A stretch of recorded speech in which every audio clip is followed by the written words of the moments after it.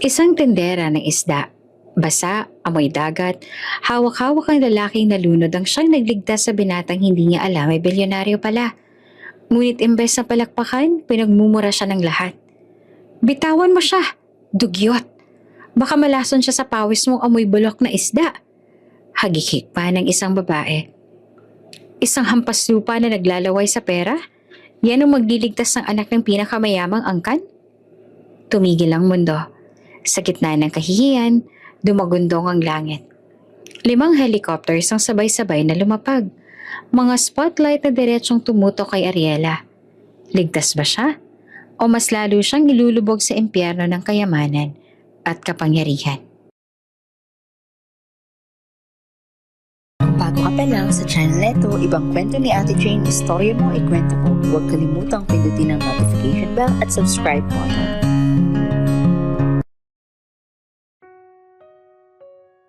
Bago pa sumilay ang liwanag, gising na si Ariela. Sa pagitan ng 2 kahong styro na may yelo at bangus, nakaluhod siyang tila sanay na sanay. Mabilis ang galaw ng kutsilyo, banayad ang hawi ng hasang, at sigurado ang hindi nasasayang ang laman. Sa paligid ay amoy alat, amoy pamalengke, amoy buhay. Sigaw ng mga tenderong katabi, "Preskong presko! Murang-mura!" Humahalo ang mga tinig sa lagatik ng yelo at paglapat ng tsinelas sa basang semento. Hindi siya lumaki sa marangyang kama o sa almusal na may hot chocolate. Siya ang batang laging nakabuntot sa kariton, nakikipag-agawan sa espasyo sa pagitan ng timba at timbangan. Ni hindi niya maaninag ng buo ang mukha ng kanyang tunay na magulang, parang alon na laging humuhugot pabalik. Nag-iiwan ng bula, walang mahablot na detalye. Ang malinaw lang, isang gabi ng ulan, isang barong-barong, at 2 matang hindi niya kilala na nagsasabing, "Sa amin ka na." "Bilisan mo, Ariela." Bulong ng amang ampon niyang si Andoy. Sabay siko sa tagiliran. "Maaga pa pero nagkakagulo na sa kanto. Baka maubusan tayo ng suki." "Opo," sagot niya at iwas sa tingin. Sa gilid na nakapamewang ang inang ampon niyang si Pilar, nagbabantay sa daloy ng pera. "Huwag kang masyadong magbaba ng presyo at kung may pagkakataon." Huminto ito. Tumaas ang kilay at bahagyang tumuro sa kabilang pwesto. "Alam mo na." Alam niya. At iyon ang pinakamasakit. Ilang ulit na ba siyang pinatapang ng konsensya?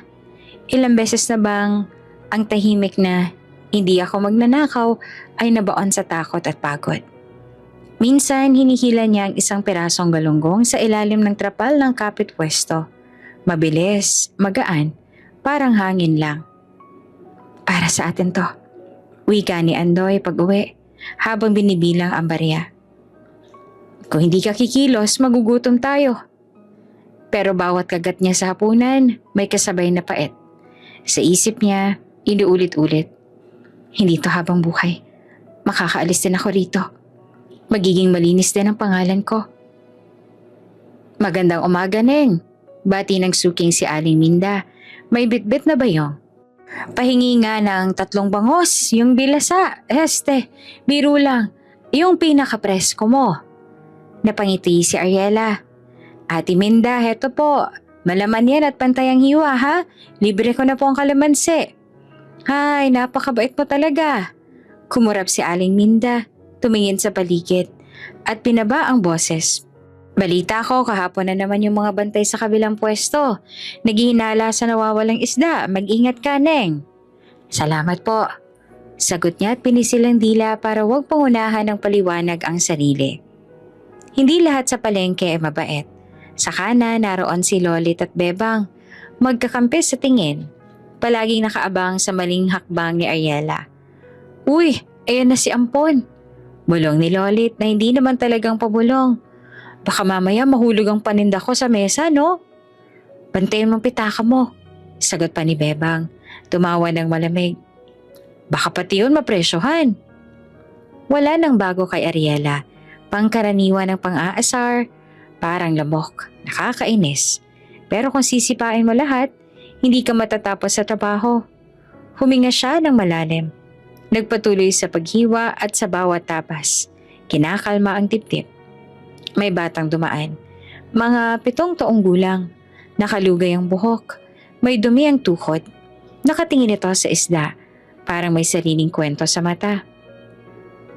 Ate, sabi ng bata na mahina, magkano po yan?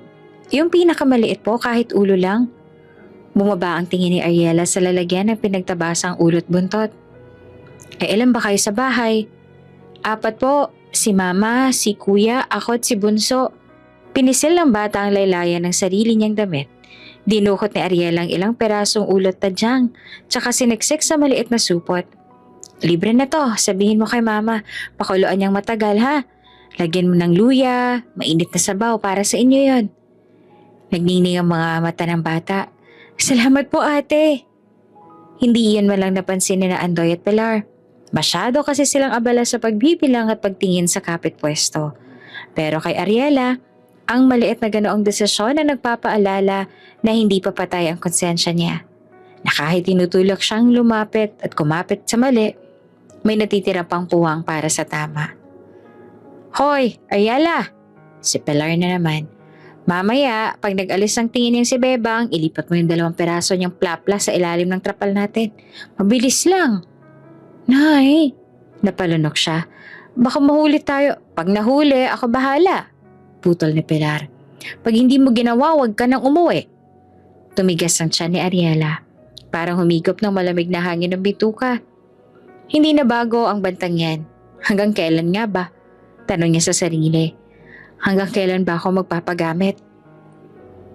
Lumipas ang araw, gumalaw ang araw. Gumuhit ang init sa batok. Sa mga pagitan ng tawaran at sukat, sumisilip si Ariela sa malayo. Sa dulo ng palengke kung saan makikita ang kislap ng dagat, doon siya madalas na tumitig kapag napapagal. May kakaibang panawagan ng tubig sa kanya. Parang may sinasabi. Parang may hinahanap. Kapag kumikidlat sa malayo, naaalala niya ang gabing umulan ng malakas at may nag-abot sa kanya ng lumang kumot. Sino kayang unang yumakap sa akin? Nasaan na kaya sila? Oh, bakit ka tulala? Sabay Andoy, sabay takip sa balikat. Yung sinabi ng nanay mo, huwag mong kalimutan ha? Ho? Nanghina ang sagot niya, pero matalim ang paalala. Ilang sandali ang lumipas, tumapat si Bebang sa kanya. Abalang nakikipagtawaran sa mamimili. Sa gilid ng mata ni Ariela, kita niya ang 2 plapla sa pinakadulo ng lamesa. Yung klase ng tukso na simple, pero nagkakasugat ng malalim. Kaya ko bang tumanggi? Isang hakbang pasulong, isa pang hakbang. Kumalansing ang yelo. Tumaas ang ingay ng palengke. At sa mismong iglap na yon, sa mismong sandaling dahan-dahan niyang itataas ang trapal, may pumunit sa ingay ng palengke. Isang sigaw. Hindi sigaw ng tindera na natawaran ng sobra. Hindi sigaw ng batang naipit sa kariton. Sigaw na may takot. Sigaw na may pakiusap. Mula sa dulo, mula sa dagat. Tulong! May nalunod! Tulong! Napatigil si Ariela. Parang binunot ang lahat ng lakas niya mula sa talampakan at iniangat papuntang dibdib. Umalingaw-ngaw pa ulit ang sigaw.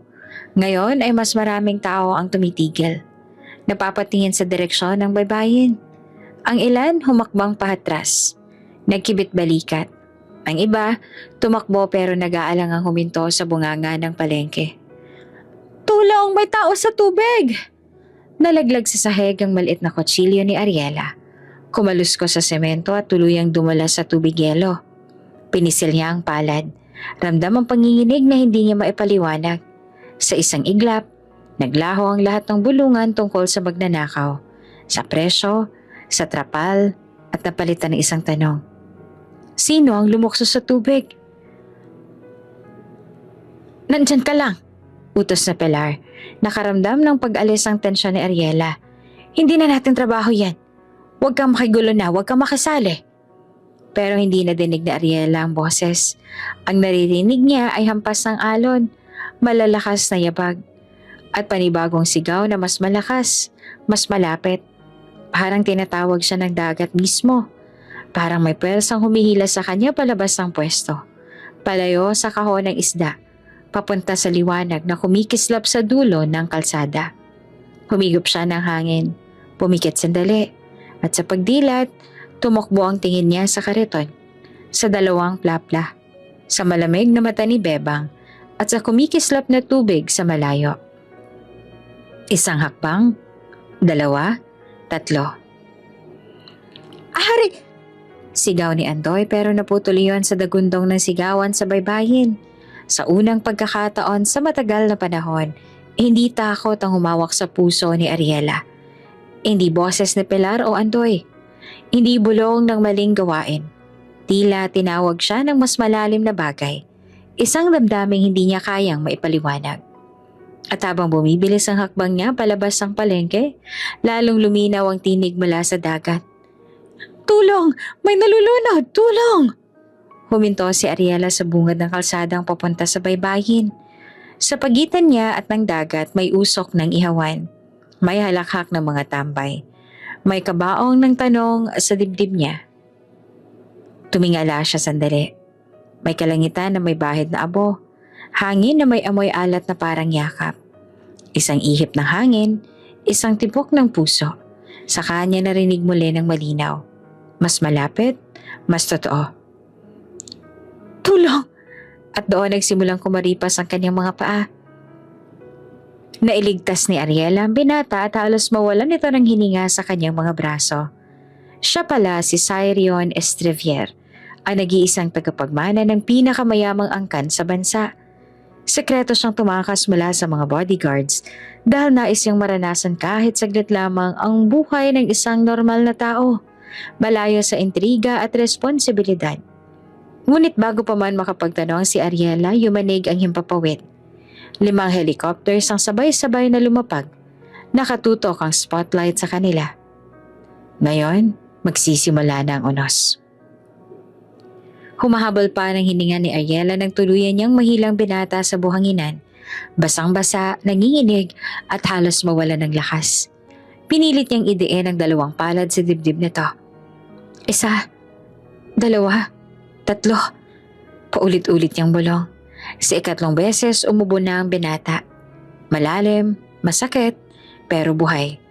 Umagos ang tubig mula sa kanyang bibig, tsaka dahan-dahang nagbalik ang kulay sa kanyang mukha.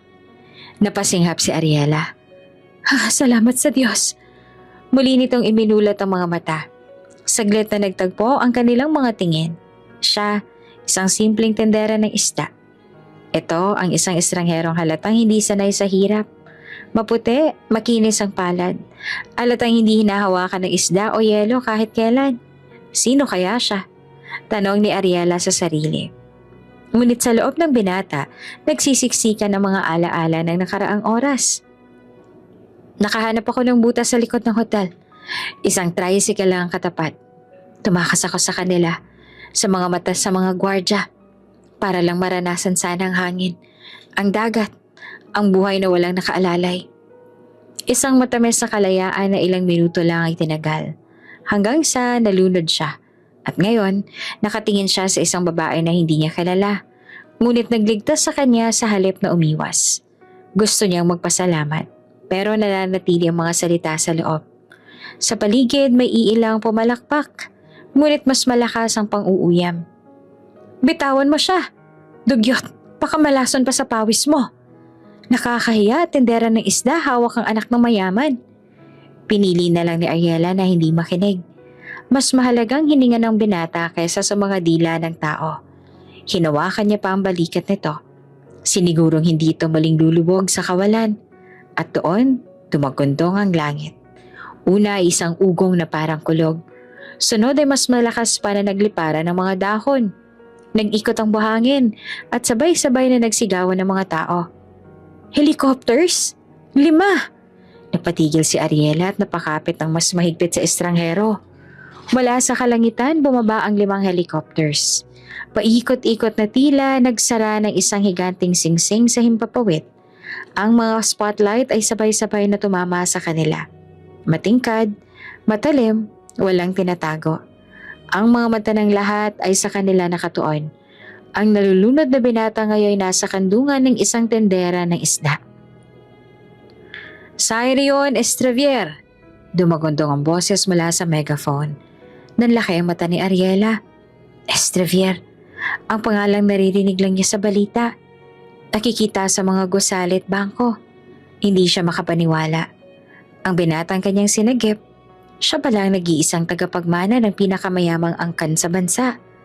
Sa loob ni Cyrion, kumirot ang dibdib. Nahuli na nila ako. Siguradong sunod-sunod na sermon at bantay ang sasalubong sa kanya. Ngunit bago pa siya muling mawala ng ulerat, tumitig siya kay Ariela. Isang pasasalamat na hindi nasabi ng dila, pero malinaw sa mata. Napasinghap ang mga tao sa paligid. Anak ng Estravier? Dito? At sa kandungan ng tendera? Kumislap ang mga kamera ng cellphone. May sumisigaw, may humahabol sa spotlight. Ang iba kanina lang nang-uuyam kay Ariela. Ngayon parang biglang gusto siyang lapitan. Ngunit hindi gumalaw si Ariela. Hindi siya makapagtanong. Hindi siya makapagsalita. Ang lahat ng iniisip niya. Sino ka? Bakit ka narito? Nalunod sa ugong ng propeller at sa liwanag ng spotlight. At doon nagtapos ang tahimik na sandali. Sa gitna ng buhanginan, sa pagitan ng isang simpleng tendera at ng tagapagmana ng pinakamayamang angkan, nagsimula ang unos. Sapagkat hindi pa man siya nakakahinga ng normal, paparating na ang susunod na alon ng kapalaran. Mula sa isa sa mga helicopters, bumaba si Cassandra, isang sikat na modelo na sinusuportahan ni Senior Vargos para sa business endorsements. Bagamat hindi anak ni Vargos, kinikilala niya ito dahil ang edad nito'y nagpapaalala sa kanyang matagal nang nawawalang anak. Ngunit kay Cassandra, si Cyrion ang mas mahalaga. Nakita niyang yakap ni Ariela ang binata, kaya't agad siyang nagngit-ngit. Hawakan mo pa ulit ang nobyo ko, tindera, at ipapahuli kita. Amoy pawis at amoy dagat ka. Umugong ang himpapawid. Kumikidat ang mga ilaw ng 5 helicopters na nakapaligid sa dalampasigan. Ang spotlight ay nakatutok pa rin kay Ariela at kay Cyrion na magkatabi sa buhanginan. Ang mga tao ay humihiyaw, nagtutulakan. Ang ilan naman ay nagvi-video. Ang iba naman ay nagtatakip ng mukha dahil sa buhangin at alon ng hangin na inahatid ng mga rotor. Ngunit sa isang iglap, bumukas ang pinto ng pinakamalapit na helicopter. Bumaba ng hagdang bakal at sa bawat takbang ng mga stilettos na kumalabog dito, parang dumadagundong na tambol ang mga puso ng mga nanonood. Isang babae ang bumaba. Mahaba ang buhok na parang ginto. Kumikinang sa ilalim ng ilaw. Nakasuot ng designer dress na hindi bagay sa buhangin ng tabing dagat. Ang mukha niya ay kilala sa lahat. Si Cassandra, ang modelo ng mga billboard. Mukha ng mga campaign ng Vargos Enterprises at kinikilalang diyosa ng kasikatan. Nag-ingay ang crowd. Si Cassandra! Siya yun! Ang ganda niya, para siyang diwata. Uy, di ba siya yung girlfriend ng Estravier, di ba? Maging si Ariela ay napatingin, natigilan. Ang babae bumababa na parang may sariling entablado. Hindi natitinag sa hampas ng hangin mula sa helicopter. Nakaangat ang baba. Malamig ang titig, at ang bawat takbang niya ay may kasamang pagkamuhi. Sa gilid ng kanyang isip, umalingaw-ngaw ang dahilan kung bakit nandoon si Cassandra. Matagal na siyang paborito ni Senior Vargos. Hindi dahil sa dugo o dugo ng pamilya, kundi dahil ang edad nito ay nagpapaalala sa kanyang anak na matagal nang nawala. Sa mata ni Vargos, si Cassandra ang anino ng kawalan, kaya binuhusan niya ito ng suporta, ng pera, ng glamour. Ngunit sa puso ni Cassandra, hindi si Vargos ang mahalaga kundi si Cyrion Estravier, ang binatang nasa kandungan ngayon ng isang tendera ng isda. Paglabit niya ay agad na nagngit-ngit ang kanyang mukha.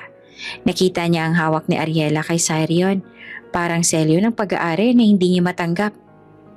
Anong ginagawa mo? Singal niya na malakas at tumagos sa ugong ng helicopter. Bitiwan mo siya! Nagkatinginan ng mga tao. Natigilan. Si Ariela ay nanginginig ngunit hindi bumitiw agad. Hinahawakan pa rin niya ang balikat ng binata para hindi ito mabuwal. Lumapit si Cassandra. Halos tumalon sa buhangin at itinutok ang daliri sa mukha ni Ariela. Hawakan mo po ulit ang nobyo ko, tendera, at ipapahuli kita. Amoy pawis at dagat ka. Wala kang karapatan, ano? Napatigil ang lahat. Maging mga rescuer na bumaba mula sa helicopter, nagdahan-dahan at nagpalitan ng tingin. Nobyo? Bulong ni Ariela at nangingilid ang luha. Yes! Mariing sigaw ni Cassandra, sabay apos kay Cyrion, kahit nangihina pa ito. Si Cyrion Estevier ang nobyo ko. At ikaw? Nilingon niya si Ariela mula ulo hanggang paa. Kinukutya ang simpleng palda at kamisetang basa, pati ang buhok na kumapit sa pawis at alat. Isang tindera ng isda lang. Amoy kaing ng bangos. Hindi mo siya pwedeng hawakan. Umugong ang crowd, parang alipato na sumiklab. May mga tumango, may mga umiling. May mga nagsabing, totoo nga. At may ilang bumulong ng, pero siyang nagligtas. Ngunit mas malakas ang tinig ni Cassandra. Guard! Sigaw niya tumingin sa mga armadong kasama. Kung hindi niya bibitawan ng nobyo ko, ipapaaresto ko yan. Namalim ang mukha ni Ayala. Hindi makapaniwala. Gusto niyang sumigaw. Pero niligtas ko siya. Kung hindi dahil sa akin, baka patay na siya ngayon. Ngunit nanlamig ang dila niya. At ang mga mata ni Cassandra ay matalim na parang punyal na handang sumaksak sa dignidad niya. Sa tabi niya ay gumalaw si Cyrion. Pinilit niyang magsalita. Ngunit mahina pa ang tinig. Ang mga mata niya ay dumapo kay Ariela. Puno ng pasasalamat at kaba.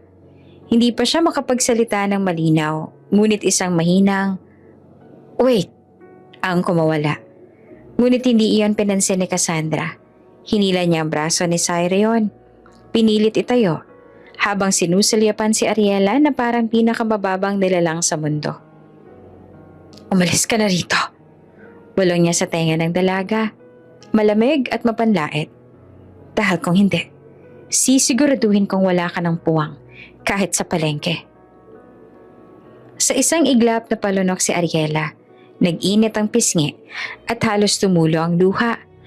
Ngunit sa ilalim ng spotlight at sa gitna ng ugong ng mga helicopter, pinilit niyang tumindig.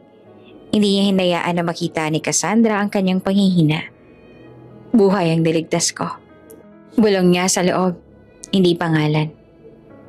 Isang banggaan ng dalawang mundo. Ang tindera ng isda at ang diyosa ng glamour. Pareho nakapalibot sa iisang binata na magiging ugat ng unos. Nangingibabaw pa ang boses ni Cassandra sa ugong ng 5 helicopters. Hawak-hawak niya ang braso ni Cyrion. Pilit itong itinatayo. Samantalang nakatitig kay Ariela na para bang isa lamang itong alikabok na dapat ipagpag. Ang mga tao ay nagbubulong-bulungan. Ang ilan nakikisigaw. Ang iba naman nanonood lang, sabik sa eksena. Ngunit biglang may bumukas pang isa pang pinto ng helicopter. Ang pinakamalaki, nasa gitna ng lahat. Mabigat ang yabag ng mga sapatos na bumaba. Mabagal ngunit puno ng otoridad. Ang bawat hakbang ay tila may dalang utos na hindi pwedeng labagin.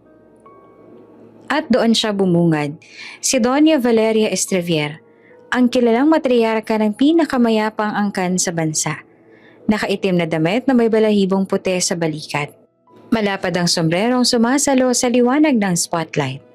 Ang kanyang mga matay matalim, malamig, parang yelo na handang tumusok sa laman ng sinumang haharang. Napasinghap ang mga tao. Si Doña Valeria, ang reyna ng Estevier. Naku, patay na yung tindera. Siguradong sisigawan siya niyan. Humakbang si Doña Valeria pababa ng hagdan ng helicopter, kasabay ng 2 gwardyang nakaitim na suit at may earpiece. Ang mga mata niya ay dumiretso agad sa anak, basang-basa, nanginig at nakasandal sa kadungan ng isang babae. Isang tindera, isang taong hindi niya kilala, hindi niya kinikilala. Cyrion! Malakas ngunit malamig ang boses ni Doña Valeria. Anong kahihiyan to? Natahimik pa ang crowd. Ang mga rotor ng helicopter parang biglang lumamlam. Ang tanging nangingibabaw ay ang tinig ng reyna ng Estevier. Lumapit siya. Bawat takbang ay sinasalubong ng takot at paghanga ng mga tao. Huminto siya sa harap ni Ariela. Tiningnan ito mula ulo hanggang paa. Basa, amoy dagat, may buhangin pa ang buhok. Layuan mo ang anak ko, mariin niyang sabi, puno ng paghamak. At baka mahawa ito sa mga kaliskis ng mga isdang ibinibenta mo. Parang tinamaan ng sampal si Ariela. Umalingaw-ngaw ang katahimikan. Ang mga taong nakatunganga, nakikisilip kung anong magiging sagot niya. Si Cassandra ay nakangiti ng mapanlait sa gilid. Sabik makita ang pagbagsak ng tendera. Ngunit hindi umatras si Ariela. Nananatili siyang nakaluhod sa tabi ni Cyrion. Nakahawak pa rin sa kanyang balikat para hindi ito mabuwal. Humihigop siya ng hangin. At sa gitna ng spotlight at libo-libong matang nakatutok sa kanya, nagsalita siya. Buhay naman ang niligtas ko. Matapang nuwika ni Ariela. Hindi pangalan? Umalingaw-ngaw ang kanyang tinig. Maging ang ilang oseserong kanina lamang ay nakikisigaw ng pang-aalipusta. Napakagatlape. May mga sumimangot. May mga nagulat. Si Cassandra halos malaglag ang panga at agad na sumabat. Anong lakas ang loob mong sumagot, ha, tendera? Hindi mo alam kung sino ang kausap mo. Ngunit hindi na nakapagsalita agad si Doña Valeria. Isang segundo siyang natigilan. Isang tendera lang ang nagsalita ng direkta sa kanya. Hindi yumuko, hindi nanginig, hindi tumatakbo. Ang mga mata niya'y kumislap ng matinding galit. Ikaw, bulong ni Doña Valeria. Malamig na parang binibigkas ang sumpa. Hindi mo alam kung anong pinto ang binuksan mo. At sinisigurado ko, hindi ka magtatagal sa paligid ng anak ko. Napatitig naman si Ariela, pero hindi siya umatras. Hindi siya sumigaw. Hindi rin siya ngumiti. Nanatili siyang matatag. Kahit nanginginig ang kamay niya. Sa likod ng kanyang isip, alam niyang nagsimula na ang laban na hindi niya hinihiling. Isang laban sa pinakamakapangyarihang babae sa bansa. Si Cassandra sumandal sa gilid ni Doña Valeria. Nakataas ang kilay. Tama ka, Doña.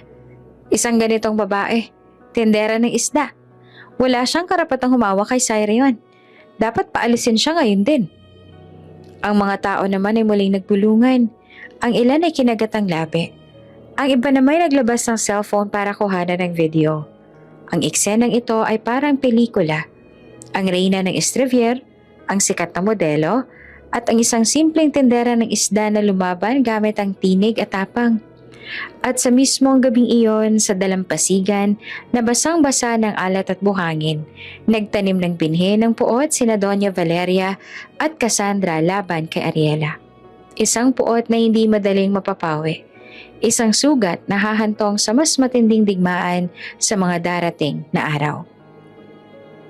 Tahimik ang dalampasigan maliban sa ugong ng 5 helicopters na nakabantay sa paligid.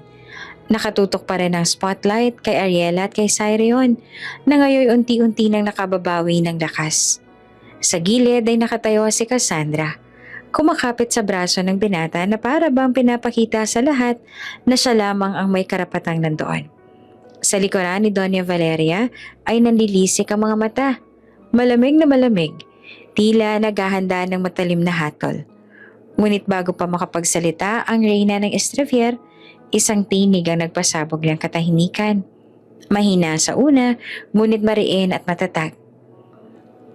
Bilang pasasalamat, huminto si Cyrion, huminga ng malalim, at tinitigan si Ariela na nakaluhod pa rin sa tabi niya. Dadalhin ko siya at ang kanyang pamilya sa ating mansyon. Parang sumabog ang isang bomba. Umalingaw-ngaw ang bulungan ng mga tao. Ano raw? Dalhin ang tendera sa mansyon? Imposible. Maging si Ariela ay nanlaki ang mga mata. Anong sinabi niya? Sa mansyon? Hindi siya makapaniwala. Kung simpleng pasasalamat lang, sapat na ang salamat. Ngunit si Cyrion ang tagapagmana ng Estrevier. Nagbigay ng pasya na para bang batas na hindi maaaring tutulan. Cyrion, singal ni Doña Valeria na mariin at puno ng galit. Anong kalokohan to? Dadalhin mong mga taong to? Mga taong hindi mo kilala sa ating bahay? Sa mansyon ng Estrevier? Nanginginig ang boses niya, hindi sa takot, kundi sa galit na natapakan ang kanyang dangal. Ang pangalan ng kanilang pamilya, pinaghirapan at pinangalagaan sa loob ng maraming henerasyon. Ngayon tila gugulong sa putik dahil lang sa isang tendera ng isda. Hindi pa natapos ang salita ni Doña Valeria nang agad sumabat si Cassandra. Mahigpit ang hawak kay Cyrion. Huwag mong kalimutan, Cyrion. Isa siyang walang pinag-aralan. Hindi ba siya pwedeng iharap sa mga tao?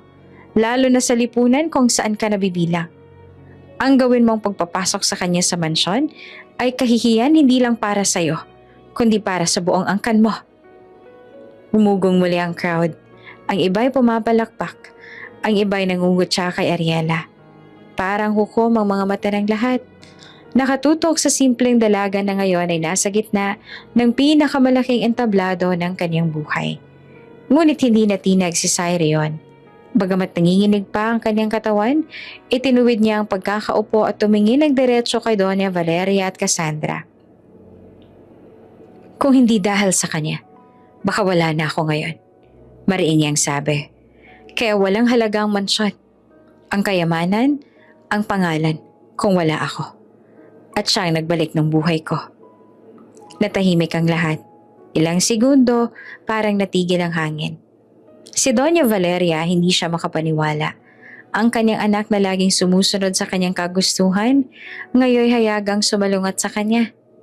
Cyrion, hindi mo alam ang sinasabi mo. Ani na nanginginig sa galit. Ngunit tumango si Cyrion. Alam ko. At ito ang pasya ko. Nagmumura sa loob si Cassandra. Hindi niya kayang tanggapin na sa harap ng libo-libong mata sa spotlight ng lipunan. Pinipili ni Cyrion na ipagtanggol ang isang babaeng galing sa palengke. Hindi pwede. Sigaw niya sa isip. Hindi ako matatalo ng isang tendera.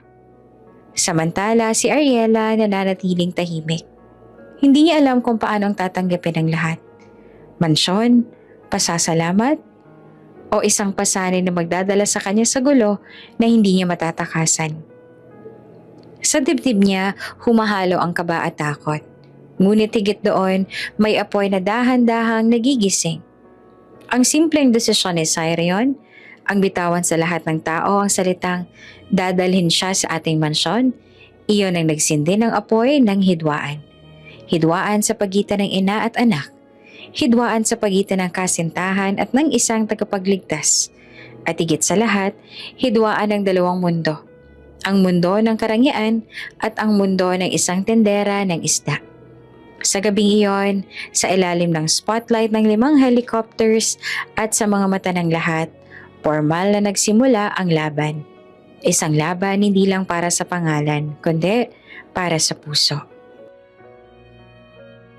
Kinabukasan, matapos ang kaguluhan sa dalampasigan at ang mariing pahayag ni Cyrion, naging laman ng lahat ng balita ang pangyayari. Tagapagmana ng Estrevier, iniligtas ng isang tendera ng isda. Sigaw ng mga headline. May kasama pang larawan kung saan kitang-kita si Ariela. Basang-basa, hawak ang braso ni Cyrion habang nakatutok ang spotlight sa kanila. Sa maliit na barong-barong na inuuwian niya, halos mabingi si Ariela sa ingay ng mga kapitbahay. Siya yun oh, nasa dyaryo si Ariela. Baka maging artista yan. Baka naman magkapera na tayo dyan, Ariela. Ngunit sa halip na tuwa, kaba ang nangibabaw sa dibdib niya. Bakit ba ako pumayag na sumama? Tanong niya sa sarili. Bakit ba hindi ako tumanggi kay Cyrion? Sa tabi niya nakaupo si Andoy at Pilar. Ang kanyang mga ampon na magulang, ngunit imbes na tuwa para sa kanya, ibang ningning ang nasa mga mata ng dalawa. Hindi ningning ng pagmamalasakit kundi ng kasakiman. Ayun na Ariela, uwi ka ni Andoy. Kumakamot ng batok pero nakangiti ng palihim. Ito ng pagkakataon. Nakapasok ka na sa mundo ng mga Estrevier. Sa wakas makakabawi na tayo. Makakabawi? Tanong ni Ariela na naguguluhan. Ang ibig niyong sabihin? Sumabat pa sa Pilar. Mabilis parang hindi na makapaghintay. Anak, hindi mo ba nakikita? Sa mansyon ka natitira. Sa mansyon ng pinakamayamang pamilya sa bansa. Isipin mo na lang kung gaano karaming ginto, alahas at perang nakatago roon. Aba hindi lahat ng tao ay nabibigyan ng ganyang tsansa. At ikaw, Ariela, ikaw ang susi. Nanlamig ang pakiramdam niya. Inay, itay, hindi naman pwede yun. Niligtas ko si Cyrion dahil kailangan niya ng tulong. Hindi naman para gamitin siya. Ngumisi si Andoy, may halong pananakot ang tinig. Ariela, huwag kang magmalinis. Kung hindi dahil sa amin, patay ka na noon pa. Kami ang nagpalaki sa'yo. Kaya ngayon, panahon na para supplian mo. Pero hindi yun tama. Halos pasigaw na sabi ni Ariela. Hindi naman ako magnanakaw. Lalo na ngayon, hindi ko dadalhin ang kahihiyan sa harap ng taong tinulungan ko. Nagpalit ang anyo ni Pilar. Naging malamig at matalim. Ariela, tandaan mo. Wala kang ibang pamilya, kundi kami. At kapag sinuway mo kami, baka makalimutan namin ikaw ay anak-anakan lang namin. Ano sa tingin mo mangyayari kung ikalat namin sa mansyon na may bahid ka ng pagnanakaw? Sa tingin mo, tatanggapin ka pa nila? Napatigil si Ariela. Sa kabila ng kanyang tapang, ramdam niya ang paginginig ng tuhod. Alam niyang kayang siraan siya ng mga taong ito at walang makikinig sa kanya laban sa sariling pamilya. Ang mga sugat ng nakaraan, ang takot na maiwan muli, lahat iyon ay nagbabalik. Ano bang gagawin ko? Bulong niya sa loob. Kung lalaban ako, baka mawalan ako ng tahanan. Kung susunod naman ako, dudungisan ko ang sarili kong pangalan. Pagdating ng araw ng pag-alis, isang mamahaling sasakyan ang sumundo sa kanila. Hindi naman makapaniwala si Ariela habang nakasakay sa likod. Malambot ang upuan, malamig ang aircon at mula sa bintana nakikita niya ang mga lugar na dating nilalakad lang niya. Sa tabi niya nakaupo si Cyrion, nakangiti ng banayad. Halatang nagpapahinga pa mula sa nangyari. Ariela, mahinanit ang sabi. Salamat nga pala ulit. Kung hindi dahil sa'yo baka wala na ako ngayon. Napatungo siya, hindi siya makatingin. Hindi niya kayang banggitin ang bigat na dala niya. Hindi niya masabi ang lihim na binabalak ng kanyang ampo na pamilya. Nang marating nila ang mansyon ng Estravier, halos hindi makahinga si Ariela. Malawak na bakuran, mga punong-puno ng ilaw, at gusaling parang palasyo na may puting haligi at malalaking bintana. Ang mga kawani nakapila sa harap. Yumuyo ko kay Doña Valeria at kay Cyrion. Ngunit sa gilid, ramdam niya ang malamig na mga mata ni na Cassandra at ng mismong ina ni Cyrion. Welcome to the Estavier Mansion. Malamig na bati ng isang butler. Habang pumapasok sila, muling sumagi sa isip ni Ariela ang mga salita ni Pilar. Ginto, alahas, pera. Hindi niya maiwasang mapatingin sa mga chandelier na kumikislap, sa mga painting na halatang milyon ang halaga, at sa mga florerang gawa sa porselana. Narinig niya ang mahinang bulong ng kanyang amang ampon sa kanyang tenga. Tandaan mo, Ariela, ikaw ang susi. Gamitin mo ang tiwala nila. Para sa atin to. Napapikit si Ariela. Alam niyang nakapasok siya sa mundo na hindi kanya. At sa bawat hakbang niya sa marmol na sahig ng mansyon, mas lalo siyang kinakain ng dalawang ampoy. Ang apoy ng pasasalamat at paghanga kay Cyrion, at ang apoy ng kasakiman at pananakot ng pamilyang kinalakhan niya. Sa gabing yon, sa unang pagkakataon naranasan niyang humiga sa kama na mas malambot kesa sa una na nakasanayan niya. Ngunit hindi siya nakatulog agad, sapagkat sa kanyang dibdib mabigat ang tanong na hindi niya masagot. Hanggang saan ako dadalhin ng lihim na ito? At sa dilim ng silid na iyon, nagsimula ang kaba ng magbubukas sa mas malaking gulo. Isang gulong sisira o magbubuo ng kanyang kinabukasan. Sa unang gabi sa mansyon, ipinahiya si Ariela sa hapag.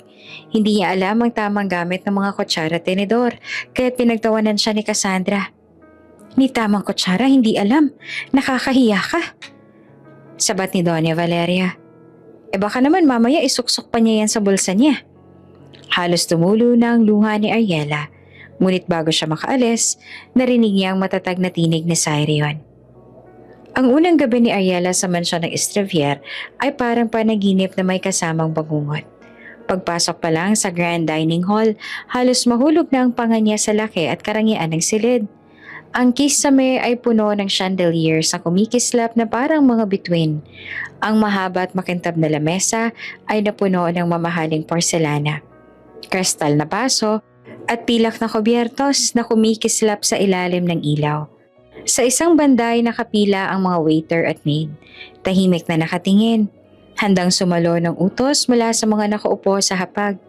Sa gitna ng lamesa, isang sunod-sunod na potahe ng karne, isda, at mamahaling alak na hindi man lang niya narinig kailanman sa palengke. Umupo si Ariela sa gilid, halos hindi makahinga. Nakadama siya ng matinding kaba. Sa palengke, sanay siyang kumain gamit ang kamay at minsan ay kutsara at tinidor lang. Pero dito, sa harap ng 3 o 4 na pares ng kubyertos sa magkakasunod na nakahain, hindi niya alam kung alin ang dapat gamitin. Nasa kabilang dulo ng mesa si Cassandra, nakataas ang kilay, nakadingin sa kanya na para bang naghihintay ng pagkakataong umatake. Sa tabi nito si Doña Valeria, nakapulupot ang malamig na aura, nakahawak sa wine glass na parang reyna ng yelo. "Let's begin," malamig na anunsyo ni Doña Valeria. Isa-isang nagsilbi ang mga waiter ng sopas, malamig ang kamay ni Ariela habang hawak ang unang kutsara. Pinilit niyang gayahin ang ginagawa ng iba, pero nadulas siya. Muntik pang tumapon ng sabaw sa plato. Agad naman tumawa si Cassandra, malakas sa parang musika ng pang-aalipusta. "Ni kutsara hindi alam, nakakahiya ka naman." Napatingin sa kanya mga waiter. Ang ibang kawani at maging si Ariela ay napapikit sa kahihiyan. Ang dugo niya ay umakyat sa pisngi at halos hindi niya maigalaw ang kamay. Hindi pa nakontento si Cassandra kaya't umiling siya ng may ngisi. "Paano mo naman haharapin ang mga bisita dito kung hindi mo alam kung alin ang dessert fork at alin ang salad fork? Baka mamaya kutsarita pa ng kape ang gamitin mo sa steak." Nagtawanan ng ilan sa gilid, lalo na ang mga kaalyado ni Cassandra sa mansyon. Ngunit mas masakit ang sumunod na sinabi ni Doña Valeria. Malamig, direkta, walang patumpik-tumpik. "Baka mamaya isuksok pa niya yan sa bulsa niya. Sanay naman siya sa palengke. Ano ba naman ang magbulsa ng pilak, hindi ba?" Parang sinaksak si Ariela. Ang mga salitang yon ay humiwa ng mas malalim kaysa sa lahat ng panlalait na narinig niya sa palengke. Doon tinatawag siyang ampon, magnanakaw, hampas lupa. Pero dito sa mansyon, sa harap ng pinakamakapangyarihang tao, inihayag na para bang totoo ang lahat ng iyon. Nanginginig ang mga kamay niya, halos tumulo ang luha. Gusto niyang tumayo, tumakbo palabas, iwanan ang lahat ng ito. Bakit ko pa ba tinanggap ang paanyaya ni Cyrion? Hindi ako bagay dito. Hindi ko tumundo. Ngunit bago pa siya makagalaw, bago pa siya tuluyang bumagsak sa kahihiyan, isang tinig ang pumunit sa katahimikan. Enough. Malalim, mariin at puno ng otoridad ang boses na yon. Ang lahat ng mga mata ay napalingon sa dulo ng mesa, kay Cyrion. Nakatayo siya, hawak ang basong ngunit hindi umiinom. At matalim ang tingin kay Cassandra at sa sariling ina. Kahit hindi pa lubos ang kanyang lakas, ramdam ng lahat ang bigat ng kanyang tinig. "Kung may dapat akong ipahiya ngayong gabi," patuloy niya, "ako yun. Dahil ako ang nagdala sa kanya dito. Kung wala siya, baka wala na ako ngayon. At kung iyon ang kapalit ng buhay ko, isang kutsara tinidor, handa akong isugal yun." Natahimik ang buong hapag.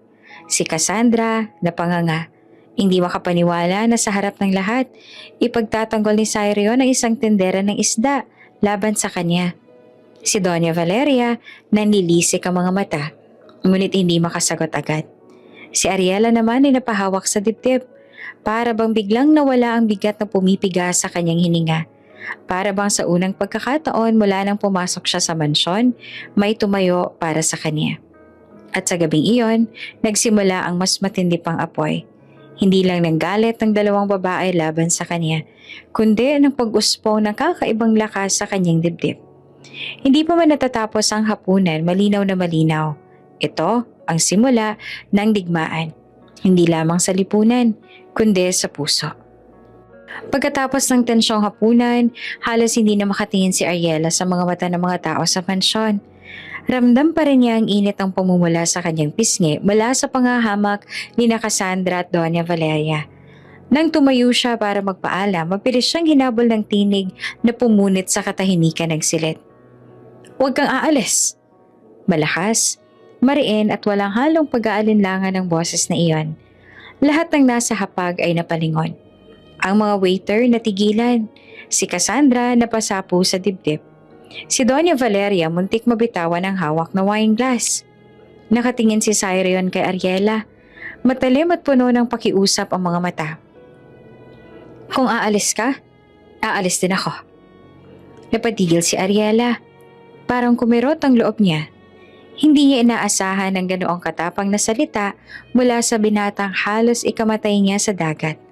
Pakiramdam niya biglang naging mas mabigat ang kanyang mga paa. Hindi niya alam kung makakalakad palabas. Cyrion, huwag ka nga magbiro. Sabat pa ni Cassandra, pilit na tumatawa, ngunit nanginginig ang boses. Hindi mo naman siniseryosong sinabi mo, diba? Iiwan mo ang sarili mong pamilya? At ito, isang tendera lang? Ngunit hindi nagbiro si Cyrion. Tumayo siya. Nilampasan ang nakatingin ng mga panauhin at marahang lumapit kay Ariela. Hinawakan niya ang braso nito. Mariing hinigpitan na para bang ayaw niya itong mawala. Naglaho ang lahat ng damdamin kay Ariela. Takot, kaba, at isang bagay na hindi niya maipaliwanag.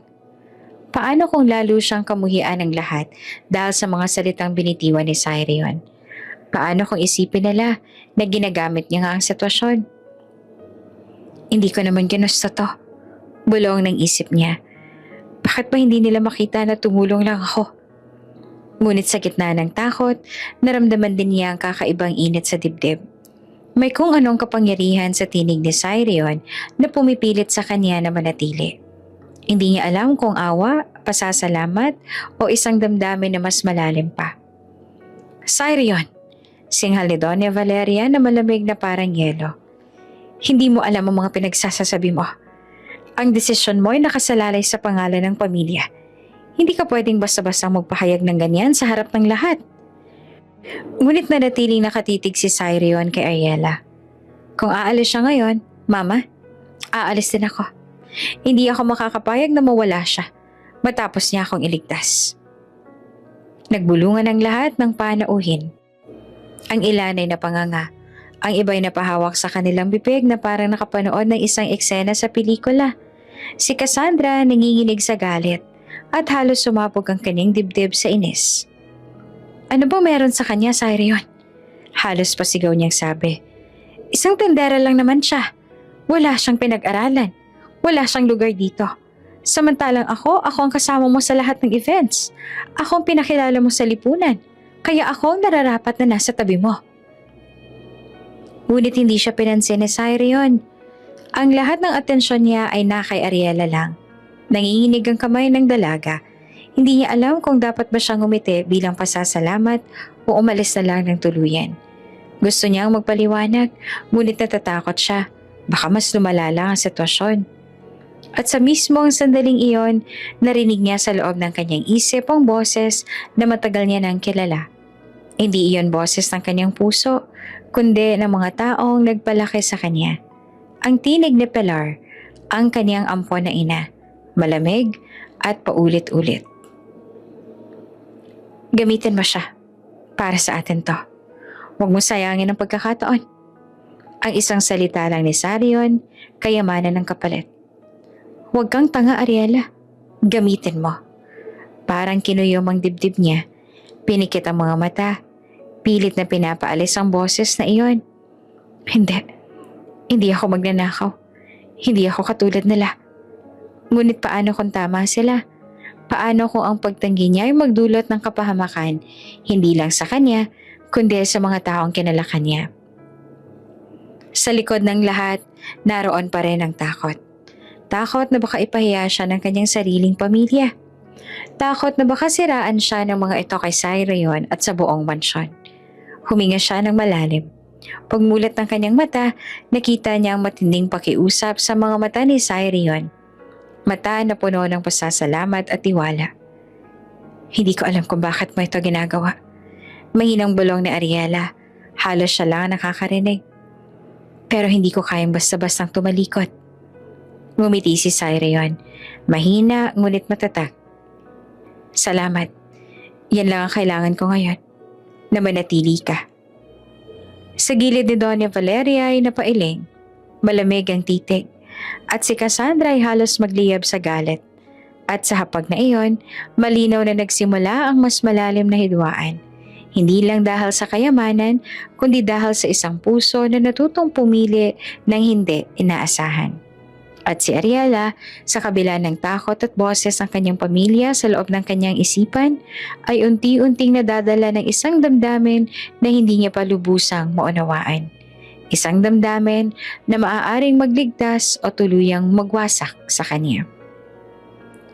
Sa isang malawak na opisina na tanging salamin at marmol ang bumabalot, nakaupo si Senyor Vargos sa kanyang leather chair. Ang gabi tahimik, ngunit sa loob ng kanyang silid, mainit ang alon ng galit na bumabalot sa kanya. Sa mesa, nakalatag ang isang dyaryo. Naka-front page ang litrato ni na Ariela at Cyrion. Headline: Tagapagmana ng Estrevier, inakay ng tendera ng isda matapos malunod. Mahigpit ang pagkakakuyom ng kamao ni Vargos. Ang mga litid sa kanyang leeg ay lumitaw at ang kanyang mga mata ay naglalagablab ng puot. Cyrion Estrevier, malamig niyang bulong. Halos pabulong ng sarili. Lahat ng tao, lahat ng kumpanya, lahat ng kapayamanan, hindi ko kayang tumbasan. Pero ito, isang tendera ng isda, siyang kahinaan mo. Umikot siya sa kanyang swivel chair. Tumingin sa malawak na bintana kung saan tanaw mga ilaw ng syudad. Ang mga Estrevier, matagal ako nang gustong pabagsakin. Ngunit lagi kang nakakatakas sa kamay ko. Ngayon, ipinakita mo sa akin ang iyong butas. Pumasok ang kanyang kanang kamay. Isang tauhan na matagal nang naglilingkod sa kanya. Nakaitim na suit at may hawak na folder. Marahan itong naglakad papalapit. Inihain ng dokumento sa harap niya. Senyor, wika ng tauhan. Ito pong impormasyong nakuha namin tungkol sa babaeng nagligtas kay Cyrion. Pangalan, Ariela. Lumaki sa ampon na pamilya. Mahirap, nagtitinda ng isda sa palengke. Walang pinag-aralan. Walang koneksyon. Walang kapangyarihan. Kumislap ang mga mata ni Vargos. Eksakto. Binuklat niya ang folder. Pinagmasdan ang litrato ni Ariela. Ang simpleng damit. Ang mga kamay na may kalyo. Ang buhok na tinuyo ng araw. Ito ang babae nakapasok sa buhay ng tagapagmana ng Estrevier. Isang hampas lupa. Isang kahihiyan. Tumayo si Vargos. Lumapit sa bintana. Hawak pa rin ang larawan. Kung paano siya nagkataon naging sandalan ni Cyrion, iyon din ang gagamitin ko para wasakan siya. Ano ang plano ninyo, senyor? Tanong ng tauhan. Ngumisi si Vargos, malamig at mapanganib. Mag-utos ka ng masusing investigasyon. Alamin ang bawat galaw niya. Bawat lihim. Bawat bahid ng nakaraan. Kung hindi sapat, gumawa kayo ng paraan para magmukhang marumi siya sa mata ng lipunan. Ang pangalan niya ay dudungisan hanggang sa siya mismo ang bumitaw. Tumango ang tauhan. Agad na umalis, dala ng utos. Nanatiling nakatayo si Vargos sa harap ng bintana. Tinitigitigan ang mga ilaw ng syudad. Ang kanyang dibdib ay mabigat sa alaala ng nakaraan. Minsan may anak din siyang minahal higit sa kayamanan. Ngunit nawala ito sa kanya. Isang pagkawala na hanggang ngayon ay hindi niya matanggap. Ang sugat na iyon ay nagpaikot ng kanyang puso sa galit. At ngayon, sa tuwing makikita niya si Cyrion, naaalala niya ang sariling sakit. Wala na akong anak. Balong niya. Nanginginig ang boses sa galit. Kaya't sisirain ko siya. Sisirain ko ang anak ng Estrevier. Para maramdaman niya ang sakit ng pagkawala. Ang sakit na ako lang ang tunay na nakakaalam. Humigpit ang kanyang kamao. Pinilas ang larawan ni Ariela. Anak, laban sa anak. Mariin niyang bulong, puno ng sumpa. At sa gabing iyon nagsimula ang isang bagong kabanata ng digmaan. Hindi lamang para sa pangalan ng Estrevier, kundi para sa buhay ni Ariela, na ngayon magiging sentro ng plano ni Senyor Vargos. Tahimik ang gabi sa mansyon ng Estrevier. Ang mga chandelier ay kumikislap. Ang mga kawanay nagsiuwian na. at tanging ang malamlam na ilaw sa mga pasilyo ang nagbibigay bantay. Sa isang silid sa ikalawang palapag, nakaupo si Ariela sa gilid ng kama. Nakatingin sa bintana, hindi siya mapalagay. Mula nang dalhin siya rito, ramdam niya ang mga matang nakamasid. Hindi lamang mula kina Doña Valeria at Cassandra, kundi pati mula sa kanyang sariling pamilya. Ang mga salita ng kanyang ampon na ama, si Andoy, ay paulit-ulit na umaalingaw-ngaw sa kanyang isipan. Tandaan mo, Ariela, ikaw ang susi. Sa bawat galaw mo, para sa atin to. Gamitin mo ang pagkakataon. Ngunit bago pa niya malimutan ang bigat ng mga salita, isang malakas na ugong ang gumising sa buong mansyon. Kasunod ang malalakas na sigaw mula sa labas. Secure the gates, may mga armadong tao. Napatayo si Ariela at nanginginig. Sa labas ng kanyang silid narinig niya ang mga yabag na nagmamadali. Binukasan niya ang pinto at nakita ang mga gwardya na nagsisipag-takbuhan. Dala ang kanilang armas. At doon niya nakita ang isang anino na sumulpot mula sa dulo ng pasilyo. Isang lalaking nakaitim, may baril na nakatutok na diretso sa kanya. Huwag kang kikilos, malamig na tinig. Ikaw ang kailangan namin. Nanlaki ang mga mata ni Ariela, hindi siya makagalaw.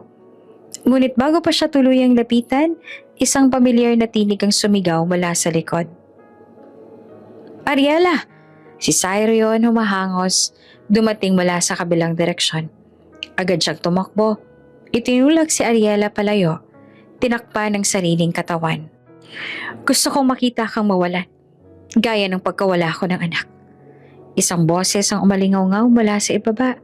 Malamig, puno ng galit. Si Senior Vargas mismo, nakatayo sa gilid ng hardin, hawak ang megaphone. Sa tabi niya ay nakapalibot ang kanyang mga tauhan na armado. Ang mga mata ni Ariela ay nanlaki. Ngayon niya lang narinig ang galit na iyon. Galit na parang wala nang pakialam kung sino ang madadamay. Habang tumataas ang tensyon sa loob ng mansyon, biglang nagdilim ang lahat. Naputol ang kuryente. Sabay na namatay ang mga chandelier, mga ilaw sa pasilyo at maging ang mga kamera ng CCTV. Anong nangyari? Sigaw ng isang gwardiya. Sa dilim, bumalik sa isip ni Ariela ang huling mga salita ng kanyang ampon na ama. Ikaw ang susi. Napahawak siya sa tip-tip. Diyos ko, sila bang may gawa nito? Sa ibaba ay nakangisi si Andoy, nakatago sa anino. Siya ang nagpatay ng kuryente gamit ang planong matagal nang nakahanda. Ngayon, bulong niya sa sarili. Habang abala sila, kukunin ko ang kayamanan ng Estrevier. Sa loob, naririnig ni Ariela ang pagkabasag ng mga bintana, ang pagsigaw ng mga tauhan at ang mga yabag na nag-uunahan. Ang mansyon ay tila naging pugad ng kaguluhan. Stay with me, sigaw ni Cyrion. Mahigpit na hawak ang kamay ni Ariela habang patakbo silang dumaan sa isang pasilyo. Ngunit naroon pa rin ang mga tauhan ni Vargas, nakaharang at muli nakatutok ang barel. Wala kang takas, Estrevier, sigaw ng isa. Ibibigay mo sa amin ang babae o dito ka na mamamatay? Nanginginig si Ariela, halos hindi siya makahinga. Ang barel ay nakatutok direkta sa kanyang noo. Ngunit bago pa tuluyang makalapit ang mga ito, isang malakas na ugong ang umalingaw-ngaw sa labas. Muling dumating ang mga helicopters, ang parehong 5 helicopter na sumaklolo noon. Ang kanilang spotlight ay sabay-sabay na tumutok sa mansyon. Tila pinunit ang kadiliman. Ang ingay ng mga rotor ay umalingaw-ngaw at sa gitna ng takot muling sumibol ang pag-asa. Ngunit hindi pa tapos ang laban. Ang dilim ng loob ng mansyon at ang ingay ng labas ay nagsanib. At ang bawat sulok ay tila pugad ng panganib. Sa gabing iyon nagsimula ang unang pagsalakay. Isang gabi ng takot at pagtataksil. Ngunit higit sa lahat, isang gabi kung saan magsisimula ang tunay na laban para kay Ariela. Laban para sa kanyang buhay. Laban para sa tiwala ni Cyrion. At laban para sa lihim na tinatago ng kanyang sariling pamilya. Ang mansyon ng Estrevier ay lumubog sa kompletong dilim matapos maputol ang kuryente. Ang dating maliwanag na pasilyo na kumikislap sa mga chandelier, ngayon ay tila naging maze ng anino. Ang mga yabag ng tauhan ni Vargas ay naguunahan sa bawat sulok. Ang kanilang mga sigaw ay umuugong sa katahimikan ng gabi. Hinila ni Sirion si Ariela. Mahigpit ang kapit sa kamay nito. Sumunod ka sa akin. Kilala ko ang bawat pasilyo dito. Mabilis siyang bulong. Kahit natatakot, nagtiwala si Ariela. Ramdam niya ang init ng palad ni Sirion sa kabila ng ginaw ng paligid. At iyon lang ang tanging nagbigay sa kanya ng lakas. Dumaan sila sa makipot na hallway. Dahan-dahan ngunit mabilis. Iwas sa bawat sulok kung saan naroon ang mga kalaban. Sa dilim naririnig nila ang basag ng mga bintana, mga pinto na sinisipa at mga paanas na utos. Hanapin ang babae. Buhay o patay. Ibalik kay Senyor Vargas. Humigpit lalo ang kapit ni Ariela kay Sirion. Sirion, natatakot ako. Bulong niya. Huwag, magtiwala ka sa akin. Mariing sagot ng binata, kahit ramdam ang bigat ng banta. Ngunit sa pagmamadali, nadulas ang paa ni Ariela sa marmol na sahig. Napasigaw siya ng mahina at natapilok. Sumalpok ang balikat niya sa isang malaking vase na nakapatong sa pedestal. Bumagsak ang vase, nabasag sa sahig, at umalingaw-ngaw ang tunog sa buong pasilyo. Andun sila! Sigaw ng isa sa mga tauhan. Hanapin ang babae! Naroon siya! Halos bumagsak ang puso ni Ariela sa kaba. Hinilit siyang muli ni Sirion. Ngunit mabilis na lumapit ang tatlong anino na armado. Ang isa ay agad na nagtaas ng baril. Diretso kay Ariela ang tutok. Kapag kumilos ka, babagsak siya. Banta ng lalaki. Nanigas si Ariela. Hindi siya makagalaw. Sa isang iglap, ramdam niya ang malamig na dulo ng baril na halos nakatutok na sa kanyang noo. Walang kasalanan ng babaeng yan. Sigaw ni Sirion. Itinulak ang sarili sa harapan ni Ariela. Tinakpan ang katawan nito ng sarili niyang dibdib. Ako na lang ang kulin ninyo.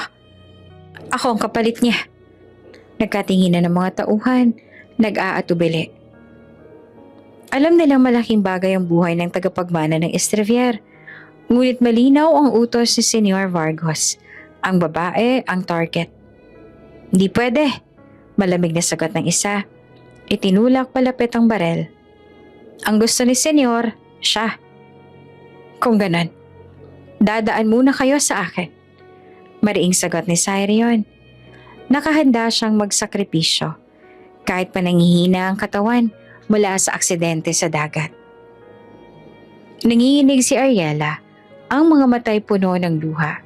Gusto niyang sumigaw, gusto niyang magmakaawa. Ngunit walang tinig na lumalabas sa kanyang bibig.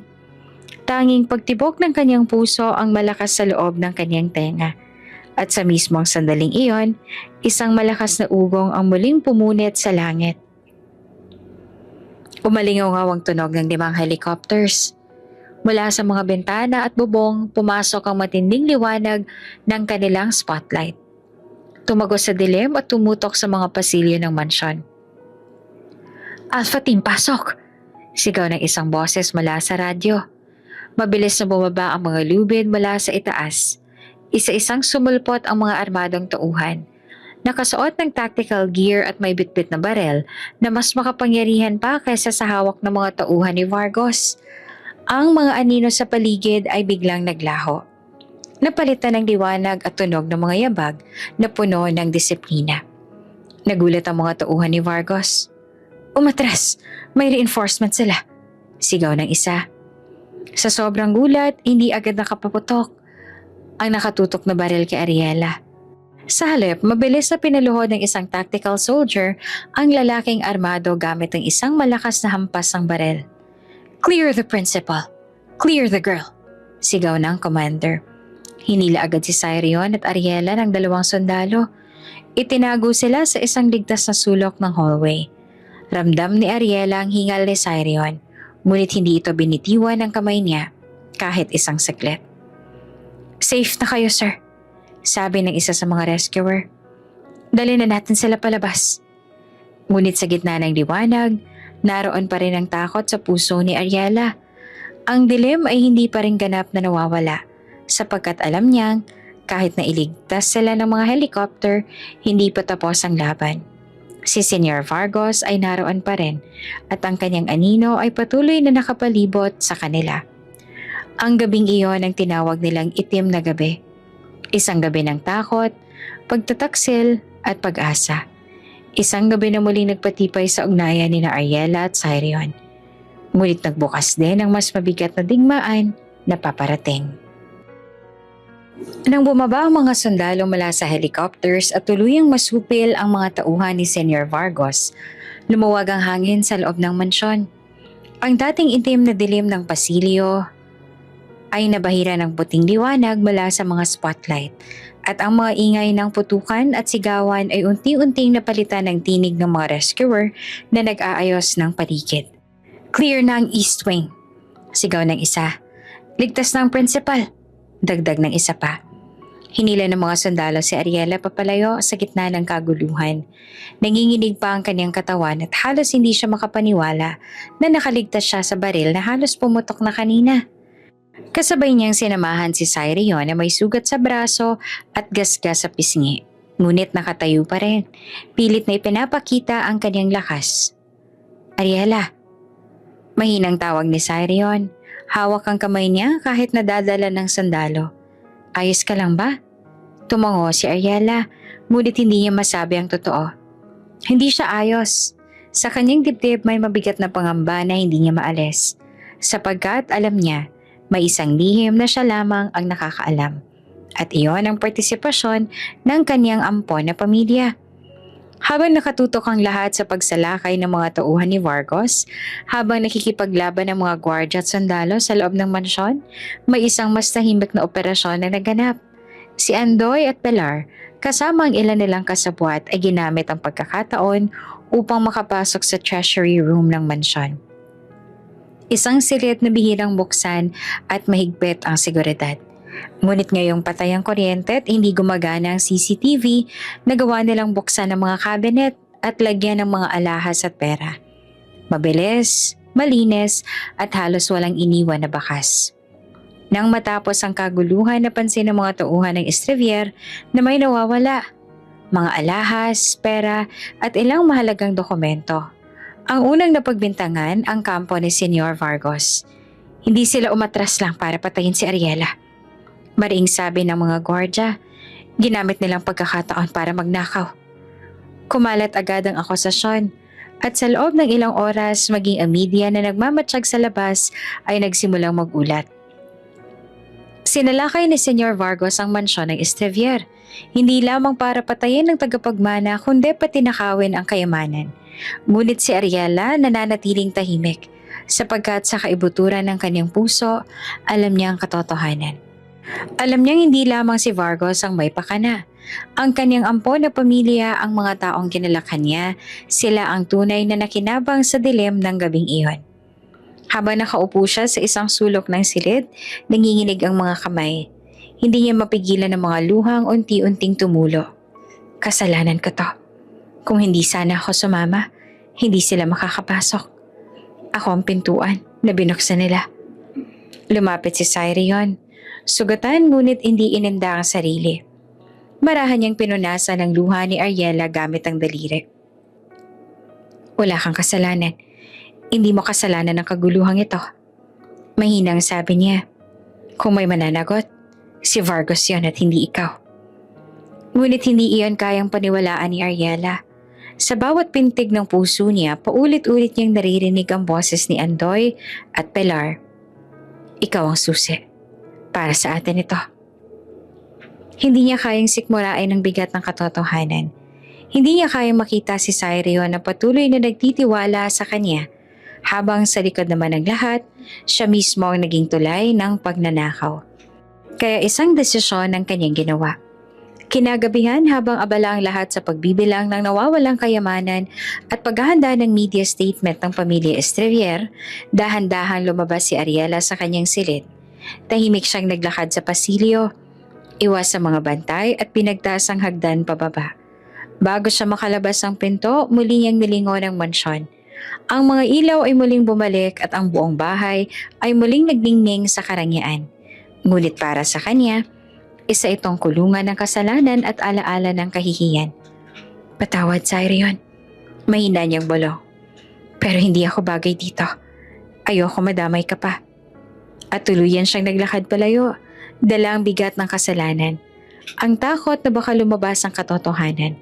At ang sakit na iniwan ng taong nagsimula ng maging mahalaga sa kanya. Nang muling marating ni Ariela ang palengke, bumalik siya sa amoy ng isda, sa tunog ng pagtawad ng mga tao, at sa kalbaryo ng dati niyang buhay.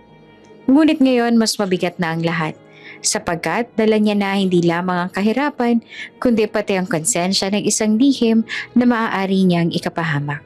At sa likod ng lahat, nananatiling nakabitin ang tanong, kapag natuklasan ni Cyrion ang katotohanan, kaya pa ba siya nitong patawarin?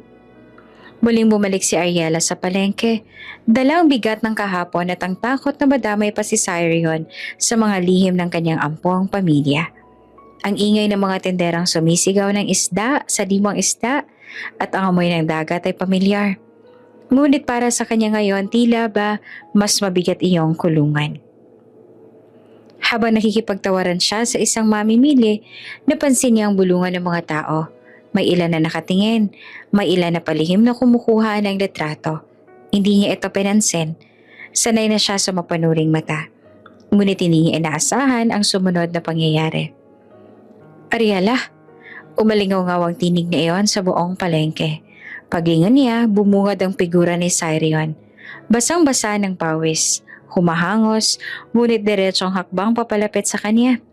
Sa likod nito may kasamang bodyguards at ilang mamamahayag na tila ba nauna pang nakarating kesa sa kanya. Nanlaki ang mga mata ng lahat ng naroroon. Si Cyrion Estevier yun ah, sigaw ng isa. Bakit siya dito sa palengke? Bago pa makakilos si Ariela, lumuhod si Cyrion sa harap niya. Oo, sa mismong gitna ng palengke.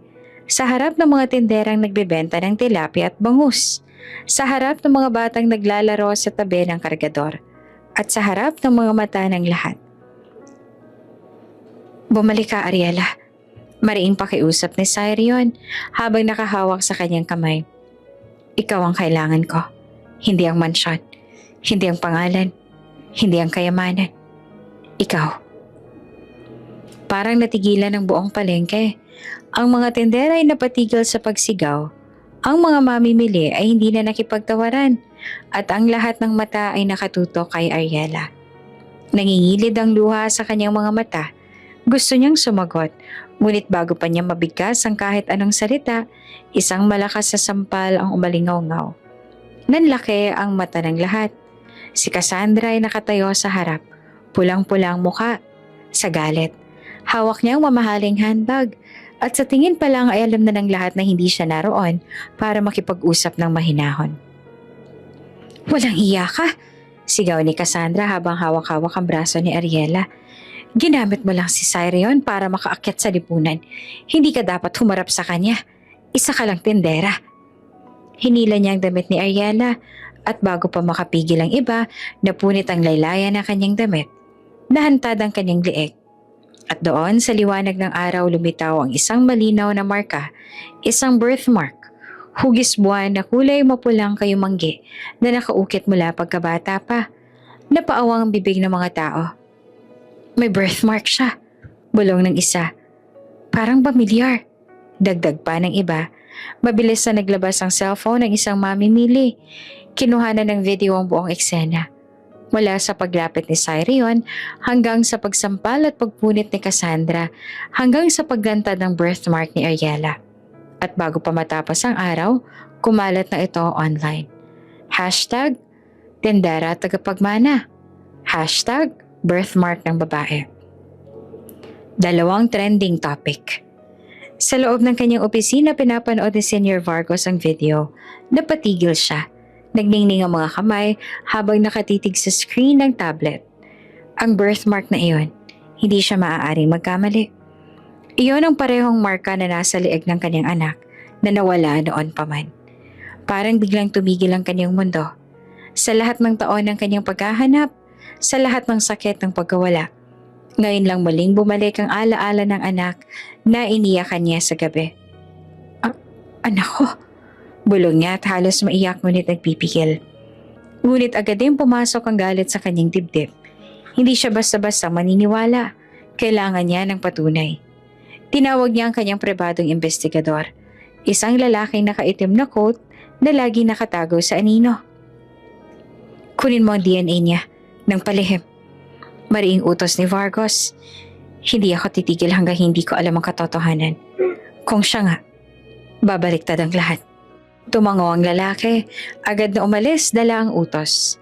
Samantala sa palengke yakap-yakap ni Cyrion si Ariela, habang ang mga tao ay nag-uusyoso pa rin. Si Cassandra naman ay tulala. Hindi makapaniwala sa nangyari. Ngunit ang kanyang mga matay puno ng pangako ng muling paghihigante. At si Ariela, hawak-hawak ang sariling dibdib. Nanginginig pa rin. Hindi niya alam kung ano ang mas mabigat. Ang kahihiyan sa harap ng lahat o ang bigat ng misteryong biglang lumabas dahil sa isang birthmark na matagal niya nang kinalimutan. Mainit pa rin ang usapan sa palengke matapos ang kahihiyang dinanas ni Ariela. Nagsiksika ng mga tao. Hawak ang kanilang cellphone habang ang mga bulungan ay parang mga punyal na paulit-ulit na tumatama sa kanya. Ngunit sa gitna ng lahat ng iyon, mahigpit ang hawak ni Cyrion sa kamay niya para bang ayaw siyang pakawalan kahit ano pang sabihin ng mundo. Bakit ka lumalayo, Ariela? Sigaw ni Cyrion na malinaw na dinig ng lahat. Nais lang naman kitang mas makilala pa. Napatigil ang mga tao. Ang mga tendera ay napatakip ng bibig at ang mga mamimili ay napahinto sa kanilang pagbili. Parang naging teatro ang palengke at sila ang pangunahing tauhan sa isang dramang walang sino man ang makakaiwas. Ngunit bago pa makasagot si Ariela, isang malamig na tinig ang pumunit sa hangin. Cyrion? Lumingon siya at doon bumungad si Doña Valeria. Nakatayo siya sa gilid ng palengke. Nakaitim na bestida. Nakataas ang baba. At ang mga matay matalim na nakatuon kay Ariela. Sa kanyang tabi nakatayo ang ilang bodyguards. Parang mga haliging handang sumalo ng utos anumang oras. Lumapit siya. Ang bawat takbang ay sinusundan ng katahimikan ng crowd. Layuan mo siya, Cyrion. Ang tulad niya hindi nararapat sa uri natin. Umigting ang kaba sa dibdib ni Ariela. Hindi niya alam kung sino ang kukuha ng lakas para sumagot. Kaya't napayuko na lamang siya. Ngunit si Cyrion hindi natinag. Hindi, Mama. Mariing sagot niya. Hindi ako lalayo sa kanya. Nag-ikot ng tingin si Doña Valeria at sinipat ang mga taong nakapaligid at saka ibinalik ang titig sa anak. Hindi mo alam ang sinasabi mo. Isang tendera ng isda.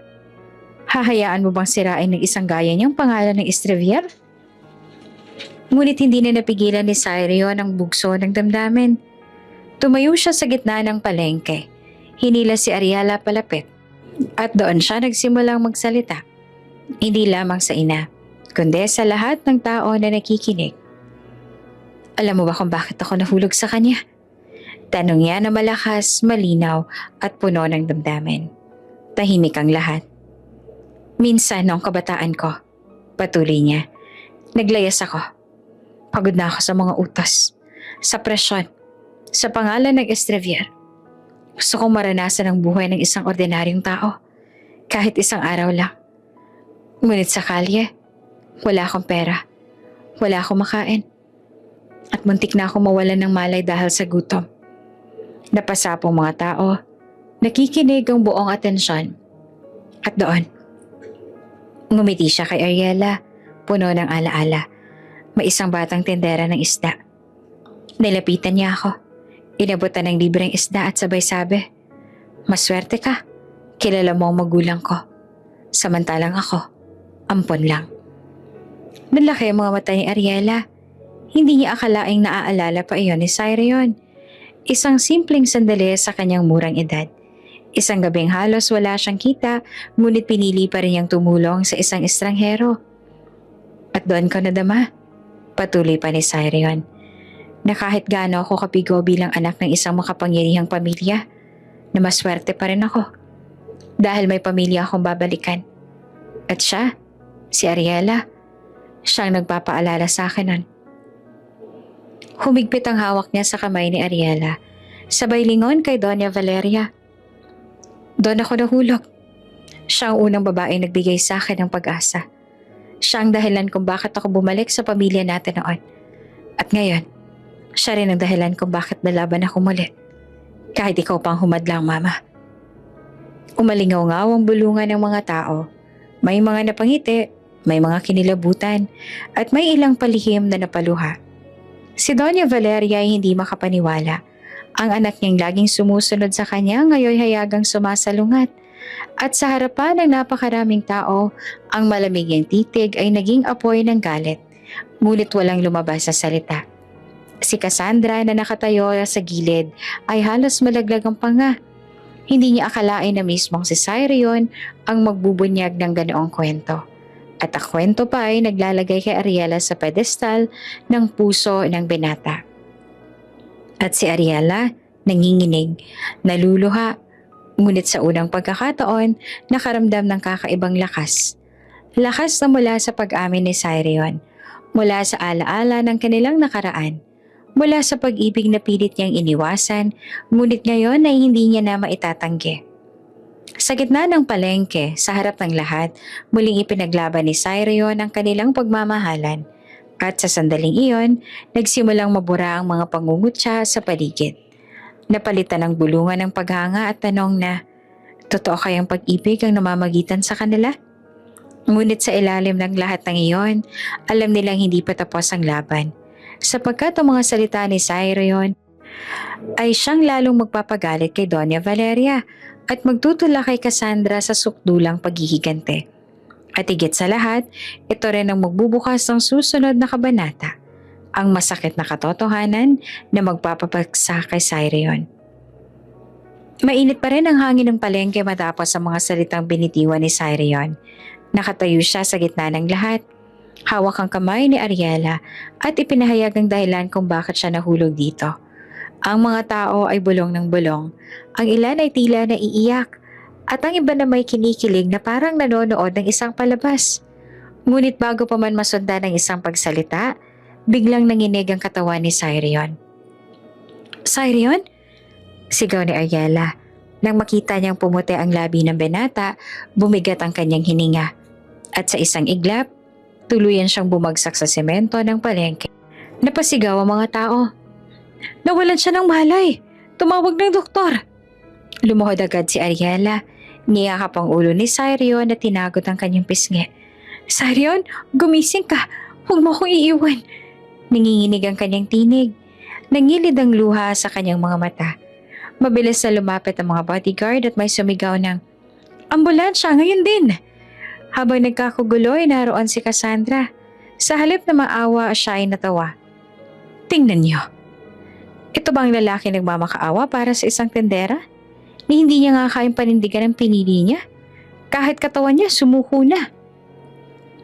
Ang kanyang tinig ay parang palakol na tumama sa puso ni Ariela. Ngunit imbes na bumitiw, lalo niyang hinigpitan ng hawak kay Cyrion. Huwag kang magsalita ng ganyan. Hindi mo alam ang pinagdadaanan niya. Ngunit si Cassandra ay lalo pang umisi. Pinili niya ang isang hampas lupa kaysa sa akin. At ngayon, tingnan mo kung saan siya napunta. Nakahandusay sa putik ng palengke. Habang ikaw ay umiiyak naman na parang bata. Nakakatawa. Galit ang umaapaw sa mga tao. Ang ilan ay napatingin kay Cassandra ng may pandidiri. Ngunit wala siyang pakaalam. Sa kabilang banda, nakatayo naman si Doña Valeria.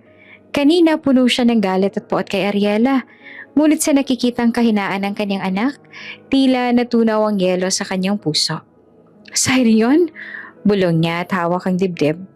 Naaalala niya ang panahong halos mamatay ang kanyang anak sa isang aksidente sa kabayo noong bata pa ito.